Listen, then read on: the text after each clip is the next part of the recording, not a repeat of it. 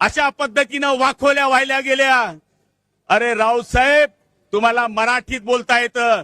जर गुलाबरावाच्या पाटलाची आईराणीची शिवी जर तू ऐकली ना, आई शपथ तू जागेवरून 4 दिवस उठणार नाही। याचं कारण आज या शिंदे साहेबांनी हे दाखवून दिलंय आणि ते यांच्यावर आव्हान करतायत। हवाओं को निगलना चाहते हैं, हद से भी गुजरना चाहते हैं, किनारों की हिम्मत तो देखिए, समंदर को निगोलना चाहते हैं। आज या माणसानं सर्वसाधारण माणसांकरता ही शिवसेना ठांगली। माझा विश्वास आहे आत्मा अमर आहे। आज बाळासाहेबांचा आत्मा या हॉलमध्ये असेल आणि तो आदरणीय एकनाथ शिंदे साहेबांना आशीर्वाद देत असेल की माझ्या बहादरा, शाबास, तू माझी खरी शिवसेना या ठिकाणी वाचवलीस।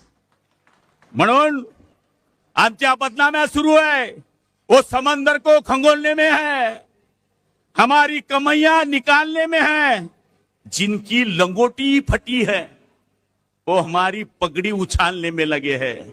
मला तरी असं वाटतं यांचं स्वप्न साकार होणार नाही।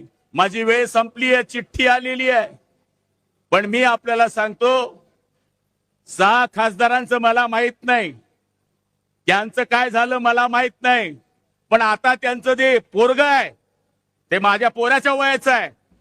ते म्हणायला लागलं की हे 6 लोक फुटले, पैशाच्या भरोशाने फुटले।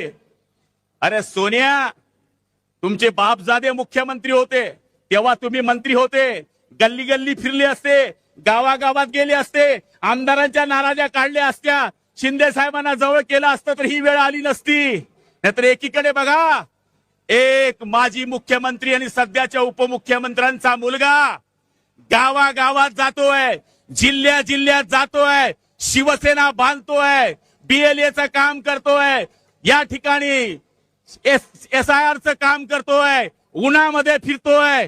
हेच काम जर तू केलं असतं माझ्या सोनिया तर हे दिवस आले नसते। म्हणून मी आज सांगतोय उद्याचे दिवस चांगले आहे आणि मला खात्री आहे शिंदे साहेब, सगळ्यात मोठी श्रीमंती काय असते? त्यांची अपत्य।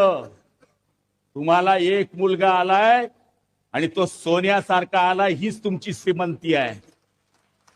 हे 32 वर्षाचं त्यांचं पोट्ट आहे, AC मध्ये बसलंय, देशी गोष्ट करताय आणि ते संजय राऊत नावाचं बावलं ते संपणार आहे, संपवणार आहे, सांगण्याची गरज नाही। याला म्हणे मारील, त्याला म्हणे मारील। अरे आम्ही काय असेच दिसतो काय? 4-4 लाखातून निवडून आलोय। जरा आमच्या मागच्या गुन्ह्यांची हिस्ट्री चेक कर।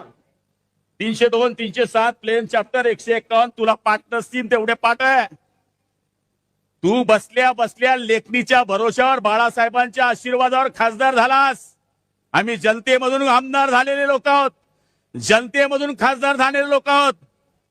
हा तो छोटासा झटका आहे, विधानसभेचा अजून फटका आहे आणि महापालिकेचा मोठा चटका आहे, हे विसरता कामा नये आणि तो तुम्ही देणार याची मला खात्री आहे।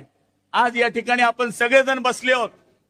मी सगळ्यांना विनंती करणार आहे की आदरणीय एकनाथ शिंदे साहेबांनी, त्याचप्रमाणे शिवसेनेच्या सगळ्या मंत्री महोदयांनी, त्याचप्रमाणे आपले युवा नेते श्रीकांत शिंदे साहेबांनी जो एक काम आपलं सुरू झालेलं आहे ते आपण सगळेजण मिळून करण्याचा या ठिकाणी प्रयत्न करूया।